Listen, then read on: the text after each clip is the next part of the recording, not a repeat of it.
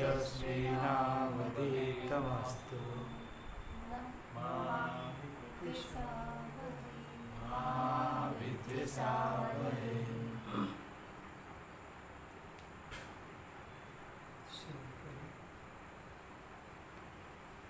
मया मात्रम् इदं विश्वं पश्यन् विगतकौतुकः अपि सन्निहिते मृत्यो कथं त्रस्यति धीरधीः।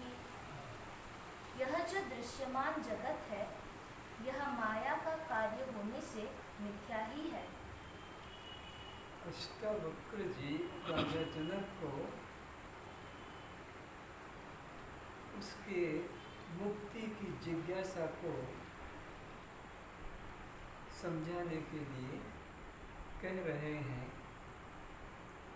कि हे राजन, आत्मा नित्य मुक्त है।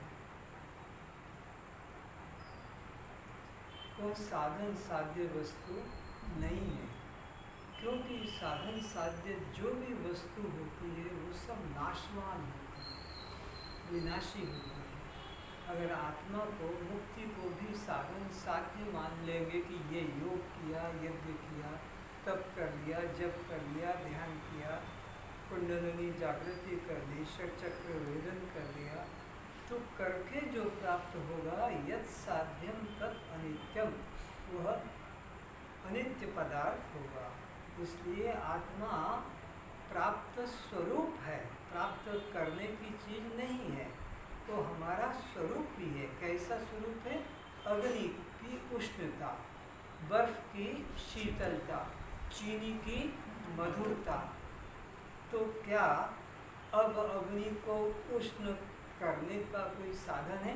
नहीं, वो स्वभाव है। बर्फ को ठंडा करने का कोई साधन है? नहीं, वो स्वभाव है। चीनी को मधुर करने का कोई साधन है? नहीं, वो स्वभाव है। तो जीव का मुक्ति स्वभाव है, ब्रह्म स्वभाव है, आनंद स्वभाव है। उसके लिए कोई साधन करने की आवश्यकता नहीं है। साधन तो हमारे चंचल मन को शांत करने के लिए ही बताया जाता है। फिर उसको ब्रह्म जिज्ञासा जग जाने पर साधन करने की आवश्यकता नहीं रहती है। जैसे मकान बनाने के पहले उन मिस्त्री को मचान तैयार करना पड़ता है, उसके ऊपर वो अपना दीवार चुनते हैं, और ऐसे वो मकान पूरा, तो फिर वो उनका जो बांस बल्ली है वो निकाल दिया जाता है। अब उसमें उनकी आवश्यकता नहीं है, पर पहले उसकी आवश्यकता है। उसके सहारे से वो दीवार छत ढालते हैं। पानी निकालना है जमीन से तो पहले कुआं तैयार करना होगा, और जब पानी निकल आएगा तो उन साधनों को फिर छोड़ देना होगा। इसी प्रकार आत्मभाव जब तक जागृत नहीं हुआ है तभी तक ये बाह्य साधनों की आवश्यकता है। पर जब ब्रह्म जिज्ञासा जग गई, आत्म जिज्ञासा जग गई, तब बाह्य साधनों की आवश्यकता नहीं। फिर से पढ़ो। यह जो दृश्यमान जगत है यह माया का कार्य होने से मिथ्या ही है। तो अब यत् यत् साध्यम तत्त अनित्यम, ये माया के द्वारा जो कुछ भी निर्मित हुआ है वो सब अनित्य है, वो नाशवान है, वो सदा नहीं रहेगा, वो परिच्छिन्न पदार्थ है। आत्मा माया से अतीत है, अखंड है, सब देश में, सब कालों में और सब रूपों में विद्यमान है। वो परिच्छिन्न वस्तु हमारी तुम्हारी तरह, नगर पहाड़ नदी की तरह वो हमसे भिन्न दूर नहीं, वो आकाश की तरह सर्वव्यापक है।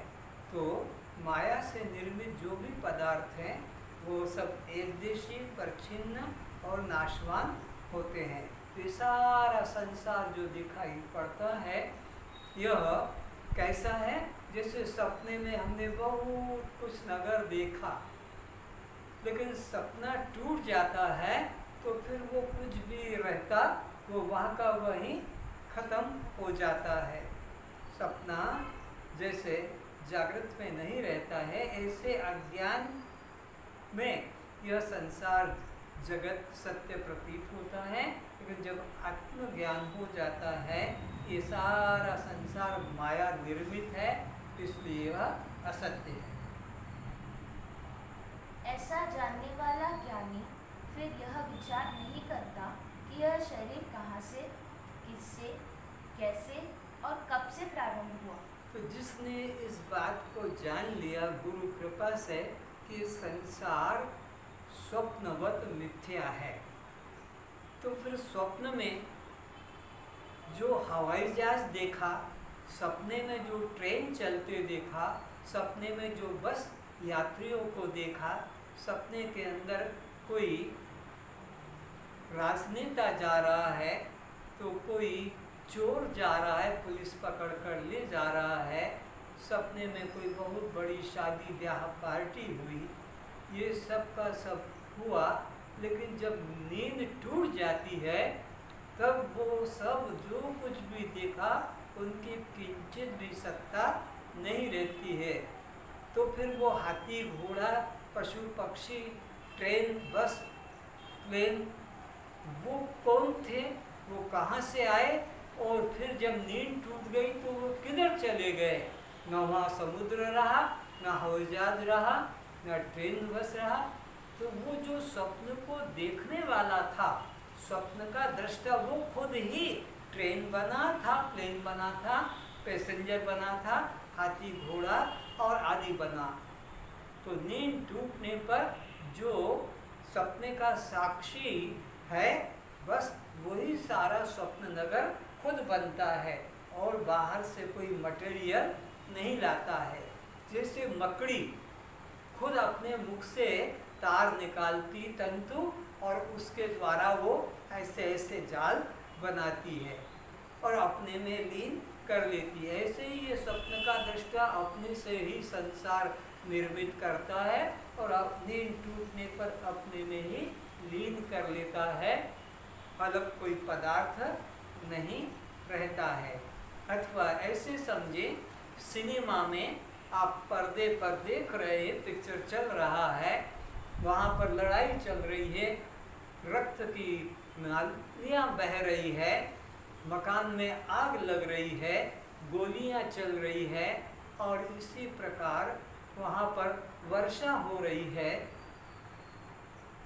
समुद्र भी तूफान ले रहा है, लहरें दूर तक जा रही है। लेकिन जब नींद टूट जाती है और अपना सिनेमा का वो जो खेल खत्म हो जाता है, इंटरवल हो जाता है, तब वहाँ देखें पर्दे के ऊपर कि वो गांव में जो आग लग गई थी तो पर्दा नहीं जला, वर्षा हुई थी तो पर्दा नहीं भीगा और वहाँ पर खून की नदियाँ भी बह रही थी, हत्याएं हो रही थी, तो वहाँ लाल चिन्ह भी दिखाई नहीं पड़ा। तो जैसे वो सिनेमा के पर्दे पर केवल एक अधिष्ठान पर्दा ही सत्य है और जो कुछ देखा वो सब कल्पित है, इसी प्रकार यहाँ पर भी जो कुछ दिखाई पड़ता है ये सब माया निर्मित कल्पित है, इनकी कोई सत्ता नहीं। और जिसने ये ज्ञान जान लिया, फिर ये सूरज की कब उगता है, इस चंद्रमा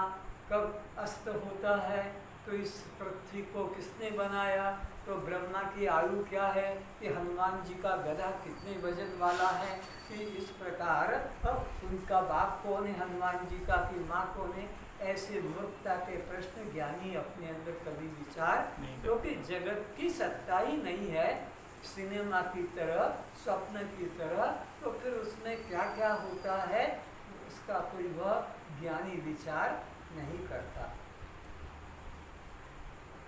ऐसा व्यक्ति जन्म का हर्ष एवं मृत्यु का भय नहीं करता है। तो ऐसे ज्ञानी के मन में न जन्म का हर्ष होता है, न किसी की मृत्यु का दुख होता है। अज्ञानी व्यक्ति जन्म के समय हर्ष मनाता है खुशियाँ, नाच गाने, ढोल मिठाई बजाना, बांटना इत्यादि की क्रिया करता है। लेकिन ज्ञानी जन्मने का वो हर्ष नहीं मनाता, क्योंकि ज्ञानी जानता है कि ये जो अभी जन्मा है यह मरने के लिए आया है। कोई भी अगर जन्म लेता है तो मरने के लिए ही आता है। आज तक जन्म लेने वाले को कभी अमर होते कोई भी, चाहे रामकृष्ण हो कि मोहम्मद महावीर हो कि कोई शंकर दयानंद हो, जिसने भी जन्म लिया है वो सदा नहीं रहता, वो मरने के लिए आता है। अगर सच पूछो तो ये मुर्दों का गांव है, ये मुर्दों का गांव, क्योंकि जो भी आता है मरकर ही यहाँ से जाता है। तो इस प्रकार से ज्ञानी को जन्मने वाले का हर्ष नहीं, क्योंकि कुछ दिन में यह अपना जो समय लेके आया है, जितने वर्ष का भोग कर चला जाएगा, मरने ही वाला है, तो हर्ष क्या मनाना। और ज्ञानी मरने वाले का दुख भी नहीं मनाता है।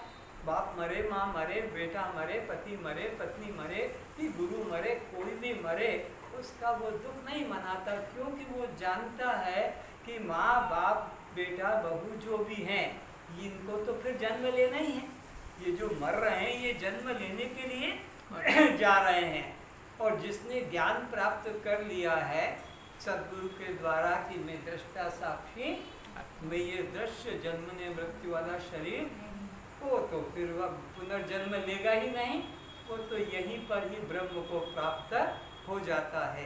कैसे ब्रह्म को यहीं पर प्राप्त हो जाता है? जैसे एक मटका, जैसे घड़ा, घड़ा बोलते हैं, मटका बोलते हैं, उसके अंदर आकाश है और बाहर भी आकाश है, आकाश में ही वो घड़ा रखा हुआ है।